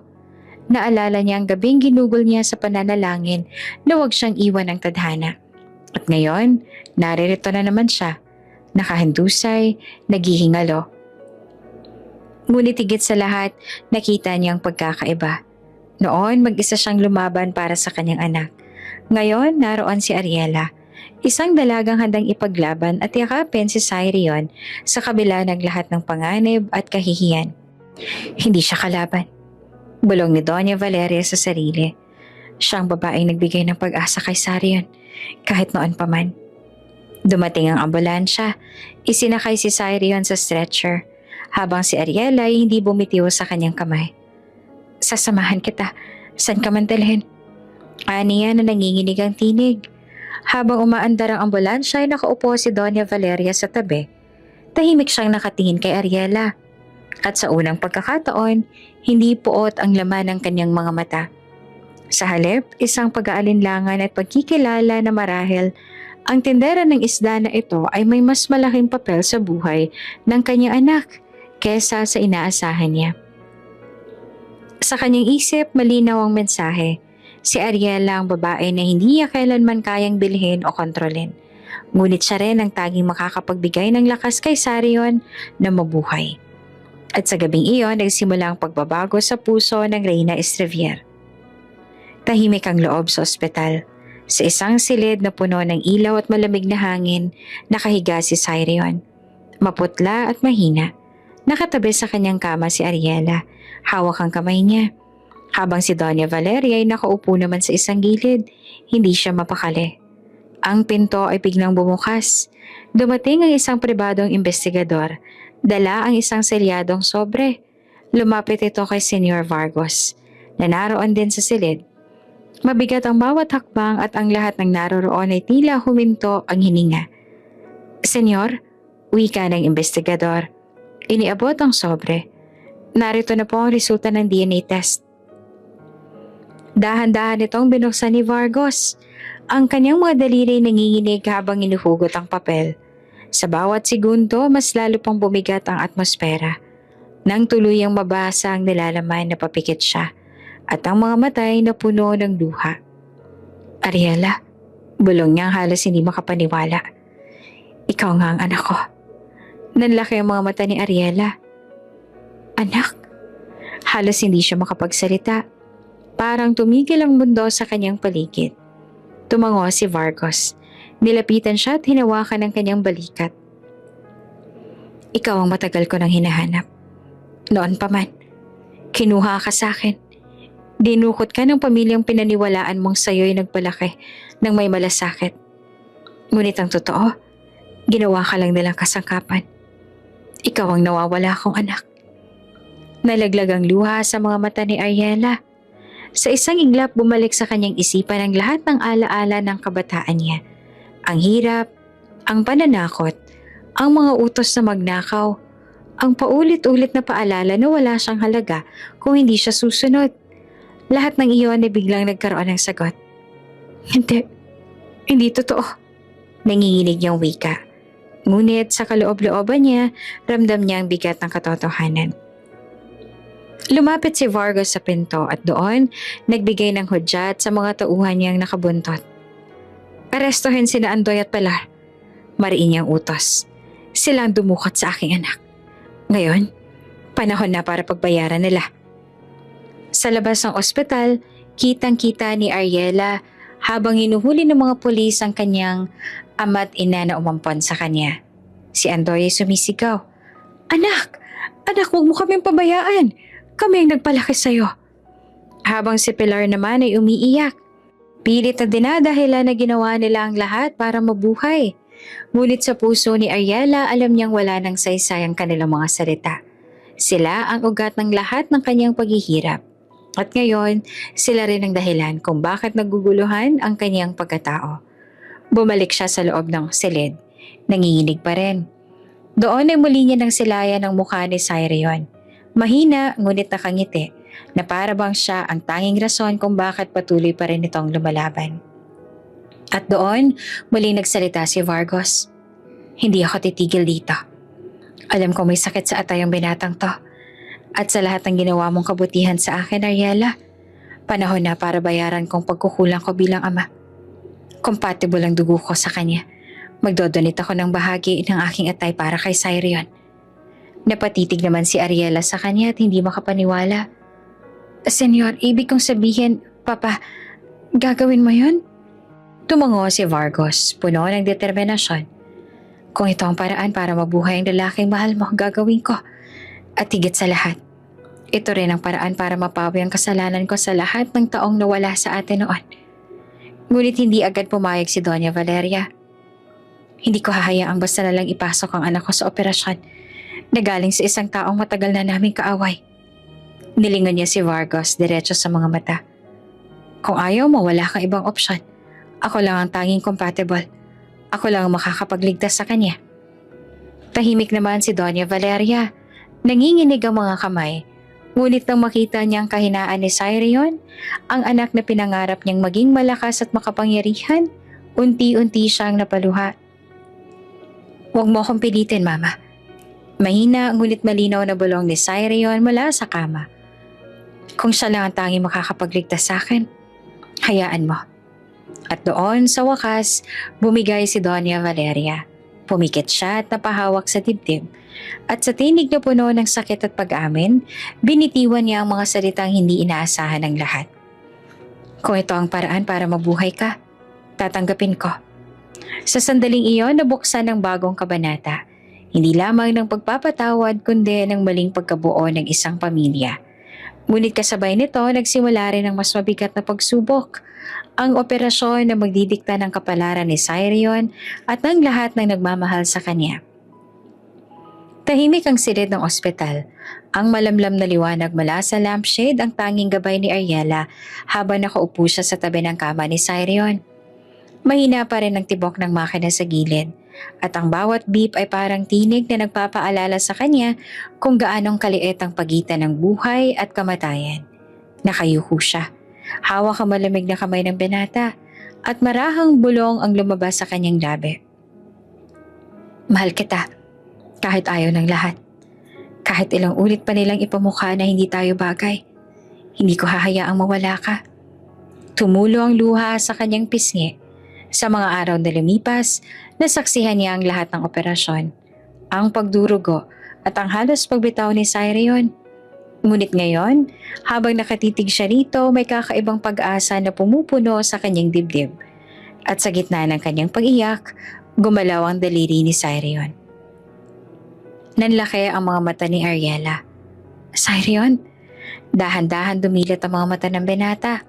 Maputla pa rin ang kanyang mukha. Ngunit sa bawat segundo, bumabalik ang liwanag dito. Ariela, mahinang tinig ang lumabas sa kanyang bibig. Parang bumagsak ang lahat ng bigat sa puso ni Ariela. Niyakap niya ang kamay nito at halos mapasigaw sa tuwa. Salamat sa Diyos na gising ka na. Ngumiti si Cyrion. Mahina ngunit puno ng damdamin. Narinig kita kahit tulog ako. Narinig ko na mahal mo ako, kaya bumalik ako. Napaluha si Ariela at ang mga salitang yon ang siyang nagpatibay ng kanyang loob. Kinabukasan matapos ang operasyon at habang nagpapahinga si Cyrion, nagdesisyon si Ariela na gawin ang matagal niya ng pinaplano. Humarap siya sa pamilya Estrevier at kay Senior Vargos, dala ang isang maliit na kahon. Binuksan niya ito at doon lumitaw ang mga alahas, pera at ilang dokumento na ninakaw ng kanyang ampon na pamilya noong sumalakay sa mansyon. Isinoli ko ng lahat ng ninakaw nila. Mariin niyang sabi. Ayoko manatili sa anino ng kanilang kasalanan. Gusto kong magsimula ng malinis. Hindi bilang kasangkapan ng iba, kundi bilang ako, si Ariela. Tahimik ang lahat. Ang mga tauhan ng Estrevier ay nagbulungan at si Doña Valeria ay napatingin sa kanya. Hindi na ganoong kalamig ang mga mata. Ngunit ang pinakamalakas ang naging tugon mula kay Senior Vargos. Lumapit siya. Mahigpit na yakap ang ibinigay kay Ariela at sa unang pagkakataon naramdaman niyang buo siya bilang ama. Hindi ka na muling mawawala sa akin. Bulong ni Vargos sa nanginginig ang tinig. Pinilit kong takpan ng sugat ang pagkawala mo sa loob ng maraming taon. Ngunit ngayon hindi na. Ngayon nahanap na kita. Napahagulgol si Ariela. Hinayaan niyang bumagsak ang lahat ng bigat na matagal niya na ang dala. Ang sakit ng pagiging ampon, ang hiya ng pagiging tindera, at ang bigat ng mga lihim ng kanyang nakaraan. Sa yakap ng kanyang tunay na ama, lahat ng iyon ay napawi. Magkasama silang umiyak. Ang bawat patak ng luha ay parang pagbubura ng mga taong nawala sa kanilang mag-ama. Magkasama rin silang nagkwentuhan tungkol sa mga panahong hindi nila nakasama ang isa't isa, tungkol sa mga pangarap na hindi natupad, at tungkol sa bagong kinabukasang haharapin nila. Sa huli, isang pangako ang kanilang binitiwan. Pangakong hindi na sila muling maghihiwalay. At habang nakatanaw si Ariela kay Sirion na mahimbing na natutulog, hawak ang kamay ng kanyang ama, alam niyang sa kabila ng lahat ng pinagdaanan niya, mula sa palengke hanggang sa mansyon, mula sa kahihiyan hanggang sa pagtanggap, natagpuan niya ang dalawang pinakamahalagang bagay sa kanyang buhay. Ang pag-ibig ng isang lalaki at ang yakap ng kanyang tunay na pamilya. Makalipas ang ilang linggo ng operasyon at muling paggaling ni Sirion, dumating ang pinakahihintay na araw. Sa isang ingrandeng pagtitipon na ginanap sa gitna ng hardin ng Estevier Mansion, nagtipon ng pinakamakapangyarihang tao sa bansa, mga negosyante, politiko, artista at mga kaibigan ng dalawang pamilya. Isang entablado ang itinayo, puno ng puting bulaklak at gintong dekorasyon. Ang mga chandelier na nakasabit sa labas ay kumikislap na tila bituin. Ang mga mamamahayag ay handang-handa sa kanilang mga kamera. Ang buong bansa ay nag-aabang sapagkat ito ang araw na ipapahayag ang pagkakakilanlan ng babaeng minsang tinawag na tindera ng isda, si Ariela. Lumabas si Senyor Vargos, hawak ang mikropono. Ang kanyang tinig ay mabigat ngunit puno ng pag-asa. Ngayong gabi, nais kong ipahayag ang isang katotohanang itinago sa akin ng tadhana sa loob ng maraming taon. Matagal kong hinanap ang anak kong nawala. At ngayon, narito na siya. Mga Ginoo at ginang, ang tunay kong anak, si Ariela Vargos. Umalingaw-ngaw ang palakpakan. Maraming tao ang tumayo, may ilan pang ang napaiyak. Lumapit si Ariela sa entablado. Nakasuot ng isang simple ngunit eleganteng puting gown. Sa kanyang lieg nakalantad pa rin ang birthmark. Hindi na isang kahihiyan, kundi isang tanda ng kanyang tunay na pagkatao.